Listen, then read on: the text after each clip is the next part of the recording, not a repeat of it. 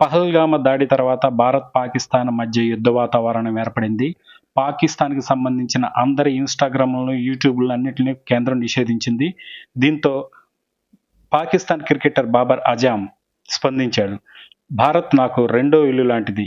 భారత్తో క్రికెట్ ఆడడం నాకు ఎంతో ఇష్టం. కానీ ఇటువంటి దుస్సంఘటన వల్ల నేను ఎంతో చింతిస్తున్నాను. మా దేశంలో కొంతమంది చేసిన రాజకీయ తప్పిదం వల్ల మేమందరం బాధను అనుభవిస్తున్నాం. అసలు పహల్గామ దాడికి క్రికెటర్లకి ఎటువంటి సంబంధం లేదు. కానీ ఆ ఘటనతోటి మేమందరం బలైపోయాం.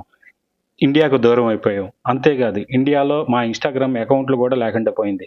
ఎంతగానో మేము ఇండియాని అభిమానించే మేము ఇండియాకు దూరం అవ్వడాన్ని మేము తట్టుకోలేకపోతున్నాం. ఇండియాలో విరాట్ కోహ్లీ వంటి ఎంతోమంది స్నేహితులు ఉన్నారు. వాళ్ళతో క్రికెట్ ఆడుతుంటే ఎంతో నేర్చుకుంటూ ఉన్నాం.